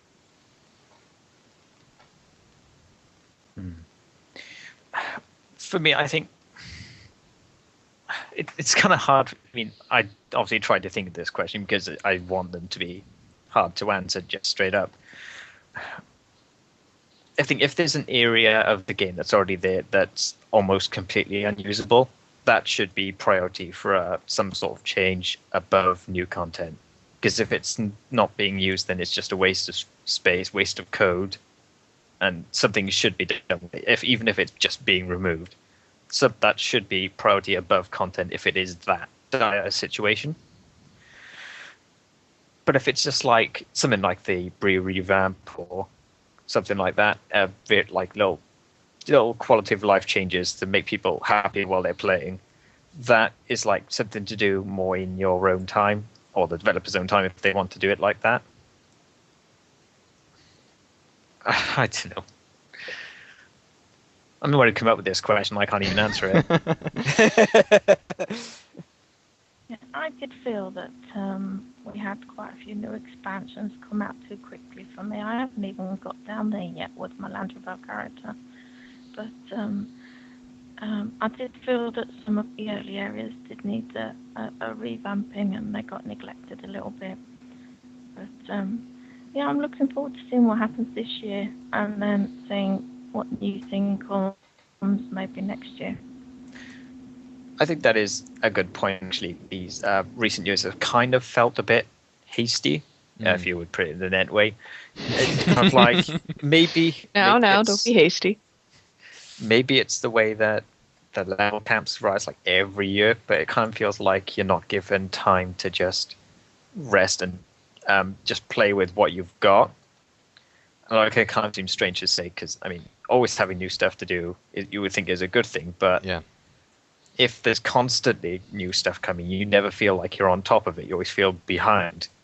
I think a fair amount of people have, or used to at least feel that way. Yeah, and from a lore point of view, taking this time to really look back really fits in, because we can just spend some time smoking some Toby and Isengard. It's great. Be just like the hobbits.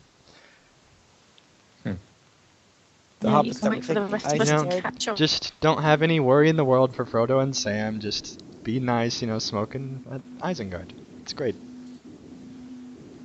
By the way, LOTRO players does not in any way condone smoking. Except What pipe have you been smoking smoking? because it's really cool. Just saying. Okay And then. that's on the essence. Did you just say you want to smoke pine leaf? Pipe smoking. Oh, that's totally different. pine smoking is something else. Don't smoke pine leaves. Oh, goodness. Okay, with that, I think it's time to go on. We did not have any donations this week, but we would gladly accept them, and we would love to have your support. If you'd like to make a donation, simply go to the donations page where you can help support the podcast of LOTRO players and also help support the site. We have $5 and $10 mentions where you can donate and get a mention on one or all of our active podcasts or an episode depending on the amount. For $5, you get a mention on the podcast of your choice. For $10 or more, you can get a mention on all of our active podcasts. As for reviews, we did not get any reviews this week, but if you'd like to give one, just post them onto iTunes, and we will love to read them. And our featured comments this week, first, Braxwolf. You left a comment on the blooper video for episode 37. Yeah, it's because you guys decided to have so much fun without me last week. All right, so what did you say? Here we go. I said, it sounds like fun. I'll see if I can fit my big head back into the newsroom next week. So, nobody laughed after I made that comment last week, so I'd like to personally apologize to all our listeners who were not able to experience the comedy that was there. And sorry, Brax. That's because everybody was just so shocked that you would call me names on air like that. That's true. All if right. I meant it. No, listen, there's a noticeable tension here. We're really just messing with each other, right? I mean, Andang said I had a big head after doing a podcast with American Golden Star, and that's why I didn't show up. That was the joke, but because it was glossed over, it sounded like he was really being super mean, and I wasn't even there to defend myself. Honestly, these like after recording talks, we've had pretty much almost every episode of the news, and they're almost always like good fun or interesting discussions. I Yeah. think that's why we started doing these bloopers. They seem to be worth listening to. Yeah, I mean, we got a lot of viewership for the YouTube bloopers that we posted up, which we are now doing that, assuming that there's more than just one. If there's just one, it'll end up in the podcast feed. But I think that people like to hear the bloopers, and hopefully we'll be able to continue with them. I enjoy them. I love bloopers. We I know. enjoy messing up. You still have to fool us that you're not recording, otherwise you'll get nothing. All right, and Gareth left a comment on episode 37 of LOTRO Players News is, "Your only South African fan? No way! Allow me to be number 2. Been listening since episode 1 and CSTM for years before." So that's at least 2 South African fans then. That's awesome. If you listened to episode 1 and are still listening, email into us or leave a comment. We would be surprised that you're actually that dedicated and are willing to listen to all our voices for that long. So thank you guys. And thank goodness there are no emails this week, so no No long poems. poems. Yes, probably a good where's week the not to have many poems? poems. Lily Kate, write one in real quick. Make him say one in like a London accent. We will save that. We will save that for next week if you did that. You can contact us at lotroplayers.mymiddleearth@gmail.com. You can follow us at Twitter at lotroplayers @lotroplayers, Andang at pvmp_andang, Braxwolf at Braxwolf, Draculetta at Draculetta_72, Etheros at Etheros, Lilykate at Lilykate Buggins, Mystery at Mystery XOX, and Pineleaf at Pineleaf Needles. And You're screwing him up, Andang. There's a poem in the show notes now. You have to read it. Apparently, Andang sent us an email, or a show note edit, more likely, that has, "Pineleaf is a spider. He is quite a fighter. He makes the podcast brighter." And it's never Bravo. been so true. Bravo. Lizzie says you're rubbish at creeps. Oh yes. You should really Thank be you, playing on the Lizzie, for Your Freeps. fine endorsement. Yep. She said you're good at skirmishes. What she's Well, going to that's do is she's going to go upstairs and repeat that in Italian, right? She's snoring and she's full of flu, so I don't think she's gonna be doing anything at the minute. She sent Very in well. a little something to Andang, so that'll be for another week. All right. Very well. Very well. You could join us live. LOTRO Players Adventures goes live every Saturday at 5 o'clock p.m. server time, and LOTRO Players News goes live every Saturday at 8:30 p.m. server time, and that is United States Eastern Time. And you can join us by going to LOTROplayers.com/live, and be sure to join us in the YouTube chat. Thanks for listening, and remember, this is Pine Leaf Needles, and remember to skirmish responsibly. Heal Pine Go Leaf. Pine Leaf. for sex.